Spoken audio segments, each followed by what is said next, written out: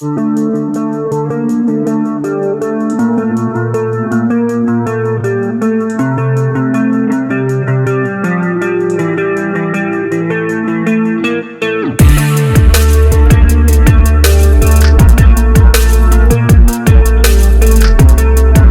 και φίλοι του καναλιού μας, χαίρετε.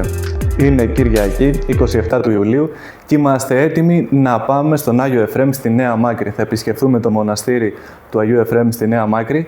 Θα μιλήσουμε για την πλούσια ιστορία που κρύβει αυτό το μοναστήρι, μιας και είναι από τα αρχαιότερα μοναστήρια που υπάρχουν στην περιοχή της Αττικής.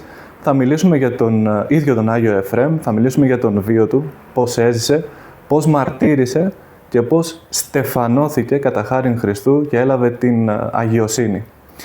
Θα επισκεφθούμε αυτόν τον τόπο, πιστεύω, σε ένα όμορφο οδηπορικό που θα σας δείξουμε πλάνα από την Μονή του Αγίου Εφραίμ, όπως είναι το πλήρες όνομά της από την Ιερά Μονή Ευαγγελισμού της Θεοτόκου και του Αγίου Εφραίμ. Θα μιλήσουμε για τον βίο του Αγίου, θα μιλήσουμε και για την ιστορία του μοναστηριού, όπως είπαμε. Και είμαι πολύ περίεργος για το τι μας επιφυλάσσει το σημερινό μας ταξίδι, το σημερινό μας οδηπορικό, τι μας επιφυλάσσει ο Άγιος Εφραίμ και πώς θα μας υποδεχθεί στο μοναστήρι του και τι εκεί μπορεί να βρούμε. Πατήστε like στην εκπομπή μας και εγγραφείτε στο κανάλι και πάμε μαζί να δούμε τι μας επιφυλάσσει ο Άγιος κατά την επίσκεψή μας στο μοναστήρι του. Είμαι πολύ περίεργος, εσείς?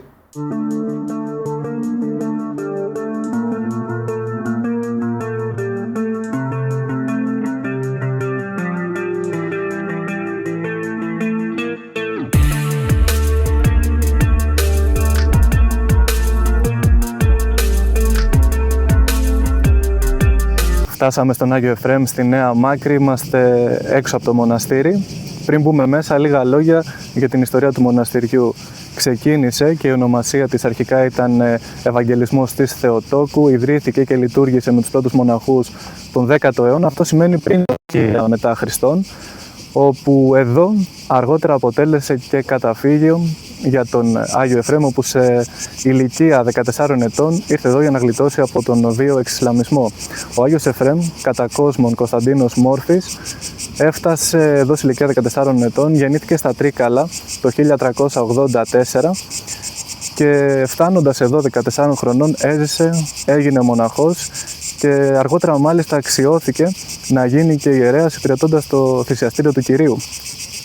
Το 1416 τώρα εισέβαλαν οι Τούρκοι στην Αττική, όπου ανάγκασαν σε υποδούλωση τον Δούκα της Αττικής και το 1424 εισέβαλαν στην Μονή εδώ στο όρος των Αμόμων, σφαγιάζοντας όλους τους μοναχούς. Τότε ο Άγιος Εφραίμ προσευχόταν σε μία διπλανή σπηλιά στο βουνό και γλίτωσε από αυτή την σφαγή, γύρισε πίσω με λύπη ψυχής, κατάφερε να κυδεύσει τους σφαγιαστέντες μοναχούς και αργότερα να τους θρηνήσει. Τον επόμενο χρόνο, 1425, ξαναγύρισαν οι Τούρκοι, όπου έπιασαν τον Άγιο και για 8 ολόκληρους μήνες τον βασάνιζαν, όπου στο τέλος τον κρέμασαν ανάποδα από ένα δέντρο που θα δούμε και μέσα υπάρχει, τον κάρφωσαν στα πόδια και στο κεφάλι και τέλος το μαρτύριο του έληξαν όταν τον διαπέρασαν με πυρωμένο ξύλο. Πάμε να περιηγηθούμε στην Μονή και να πούμε περισσότερα. Η Μονή είναι χτισμένη στο όρος των Αμόμων, το όρος των καθαρών, διότι άμωμος είναι εκείνος ο οποίος είναι άσπυλος και καθαρός και πήρε το όνομά του από τους μοναχούς οι οποίοι έζησαν στην ευρύτερη περιοχή, προσεύχονταν σε σπηλιές γύρω από τον χώρο που είχε χτιστεί η Μονή, αλλά και τους μοναχούς οι οποίοι ζούσαν και δραστηριοποιούνταν εντός της Μονής, η οποία στην αρχή ήταν ανδρώα, παρά το ότι σήμερα πρόκειται για Μονή καλογραιών. Προχωρώντας και μπαίνοντας σιγά σιγά εντός του μοναστηριού του Ευαγγελισμού της Θεοτόκου και του Αγίου Εφραίμ, βλέπουμε ότι εντός αυτού του ναού βρίσκεται το δέντρο στο οποίο ο Άγιος μαρτύρησε. Εκεί που νωρίτερα σας είπα πως τελειώνοντας τα μαρτύρια του, λίγο πριν στεφανωθεί με το στεφάνι της αγιότητας από τον ίδιο τον Χριστό, σε αυτό ακριβώς το δέντρο που βλέπουμε μπροστά μας, τον κρέμασαν ανάποδα, όπως υπάρχει και η αναπαράσταση μέσα σε αγιογραφία, και αφού τον κρέμασαν και τον τρύπησαν στα πόδια αλλά και στο κεφάλι, το μαρτύριο του τελείωσε και παρέδωσε το πνεύμα του και στην ψυχή του στον Κύριο, αφού τον διαπέρασαν με πυρωμένο ξύλο. Προχωρώντας μπαίνουμε και στο ναό, όπου πολλοί προσκυνητές έρχονται να ανάψουν το κεράκι τους, να εκπληρώσουν το τάμα τους και να ανάψουν μια λαμπάδα στον Άγιο Εφραίμ, όπου πάντα ακούει τους πιστούς οι οποίοι προστρέχουν σε Αυτόν και ζητούν βοήθεια. Λίγο παρακάτω, καθώς διαπίστωσα ότι απαγορευόταν η βιντεοσκόπηση εντός του χώρου, όπως αναφέρεται, υπήρχε το σκήνομα του ίδιου του Αγίου Εφραίμ. Δεν τράβηξα βίντεο από εκεί, διότι σεβάστηκα την πινακίδα που έγραφε ότι απαγορεύεται η βιντεοσκόπηση και οι φωτογραφίες εντός του Ιερού Ναού που βρίσκεται το σκήνομα του Αγίου Εφραίμ. Όμως, στο διαδίκτυο υπήρχαν φωτογραφίες του σκηνόματος του Αγίου Εφραίμ, φωτογραφίες οι οποίες θα σας αφήσω καθώς βρίσκονται στο διαδίκτυο ελεύθερες προς χρήση. Και παρακάτω τράβηξα ακόμα μια φωτογραφία από το σημείο που βρέθηκε ο τάφος του Αγίου Εφραίμ και υπάρχει σήμερα. Ένας τάφος όπου βρέθηκε από την ηγερόντισσα Μακαρία και μάλιστα η ιστορία πάει κάπως έτσι. Άκουγα μια φωνή μέσα μου και μου έλεγε σκάψε εκεί, αλλά μόλις μου έλεγε το σκάψε εκεί έβλεπα και πού να σκάψω, το μέρος. Σκάψε εκεί και θα βρεις, μου έλεγε η φωνή. Σκάψε εκεί συνέχεια και θα βρεις, και όλο το ίδιο. Και μου έδειχνε το μέρος που να έσκαβα. Οπότε πήρα κάποιον άνθρωπο να με βοηθήσει στο σκάψιμο.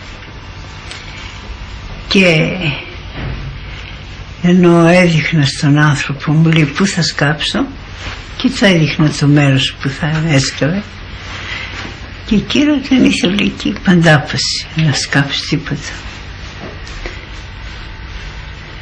Τέλος πάντων, αφού είδα ότι δεν επρόκειτο να με ακούσει να σκάψει εκεί που του έλεγα, τον άφησα ελεύθερο, πήγαινε όπου θέλεις και σκάψε, με την πεποίθηση ότι θα γυρίσει πίσω βέβαια, να σκάψει εκεί που ήθελα.